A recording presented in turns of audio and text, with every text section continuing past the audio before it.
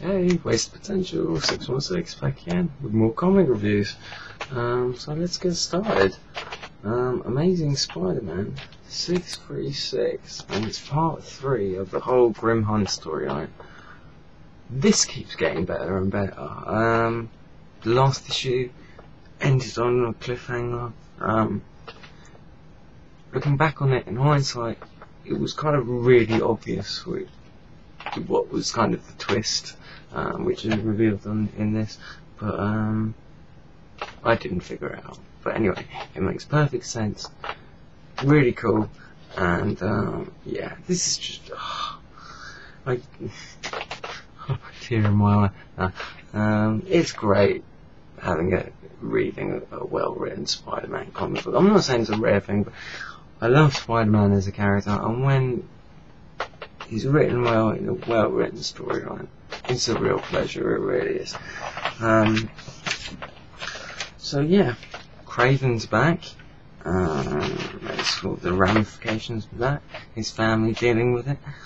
The process of him being resurrected wasn't quite right. I don't want to spoil things too much.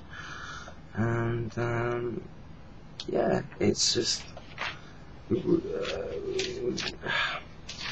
we get to find out what happened with Peter Parker. Did he die? Was it someone else? It all gets revealed, and just done really well. The dialogue's great. The stuff, the relationships between Craven and the rest of his family is handled really well. His wife's fanaticism and devotion to him is very powerful, and yeah, the stuff, Peter Parker's reactions to stuff is this is just a very, very well written, and there's a very dark, gritty artwork. I keep forgetting the guy's name. Oh, there's two guys in it.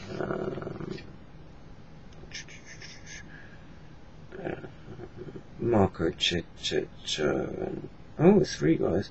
Mikael Lark and Stefano Grant. Well, anyway, it's a very dark kind of gritty style which suits the tone of the storyline perfectly. The main storyline in this comic book is brilliant. I cannot recommend it enough.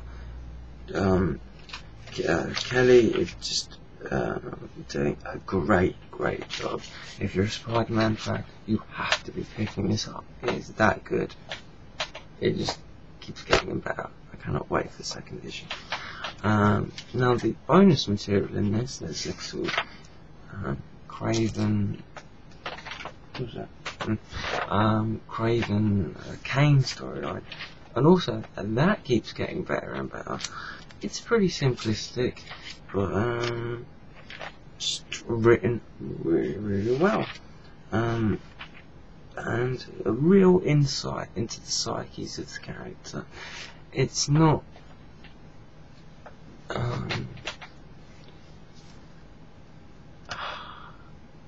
I don't know, you know what I said, an insight into the psyche. Oh, it's trying to be so deep and stuff. It's not overblown, it's quite subtle, it works well, and yeah, it does add to the overall story as a whole, but it's nice added bonus. Now, once again, with these 2 pages with Stan Lee's writing and Marcos Martin, I still don't get what they're trying to do here. It's these criminals now following Peter Parker. Oh, we're going to find out who he is, what his time machine, if he's got a time machine on. It's just a bit weird, and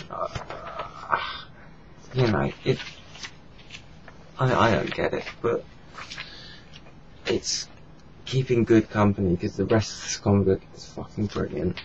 I think I'll leave it at that. Alright, Hawkeye and Mockingbird, issue 2. McCann is writing the hell out of this and doing a really good job. Like, really good. And I really want to say this because I've just got a bad feeling about this book. I don't see it lasting that long. No. I never really read West Coast Avengers, so I've never really got the whole Hawkeye Mockingbird dynamic. But it's their relationship is portrayed very well in this. It's sort of quite fiery. They love each other, but they kind of hurt each other. It's just done very well, and there's a lot of intrigue in this.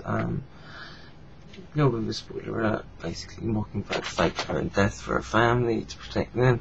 Hawkeye didn't really know this. Sort of blows their cover, and then there's all this stuff with the Phantom Rider and Crossfire. And it's cool. It's written really well. There's another character which may suggest a possible love triangle, but it's really well put together. It's a superhero spy book, you know. It feels it's its own creature, you know. It's very, very good. But the thing is, maybe this is me with my ignorance of the two characters, Hawkeye and Mockingbird. I just don't think it has the star power, you know. I mean, okay, Hawkeye's pretty big, but villains like Crossfire and Phantom Rider, I don't think it's going to bring anyone in. So I really recommend this title. I really recommend you give it a go, because I'm worried it's gonna. Maybe I'm just being very pessimistic, but I've got a feeling the way the market is at the moment, people aren't really trying out new stuff, you know. But this is good. It's very, very well written. It's very character driven, very drama based, and the interaction and the relationships between the characters is very, very good. But yeah, I think that's all I have to say about that. So yeah, I recommend it. Okay, Fantastic Four Annual 32. Alright. Brian Hitch, just amazing artwork in this. Absolutely brilliant. You know, reminds me more of his Ultimate run than the previous Fantastic Four run. I don't know, maybe it's just the page layout, the composition, but it just does. But this is a great, brilliant Fantastic Four story. Self-contained story, written by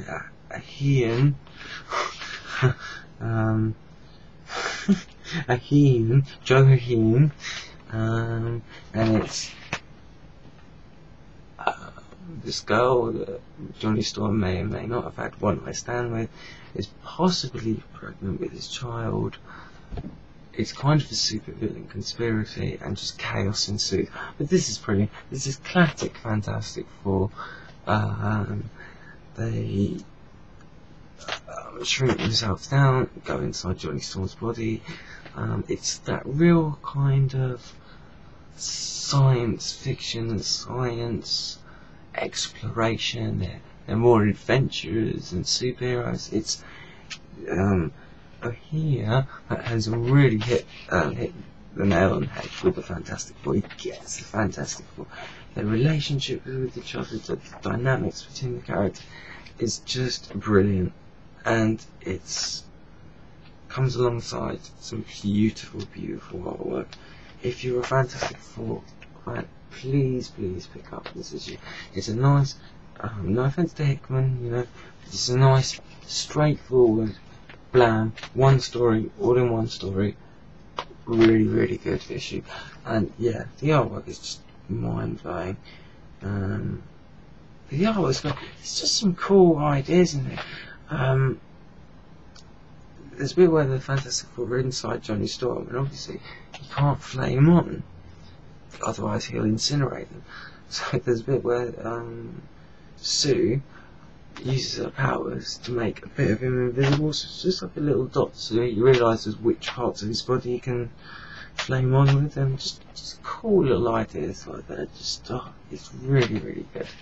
So yeah, even if you're not a Fantastic Four fan, this is just a great one-shot, you know, a good little bit of comic book storytelling right here with beautiful art. So yeah, I'll leave it at that for this video. Alright, ta-da, bye.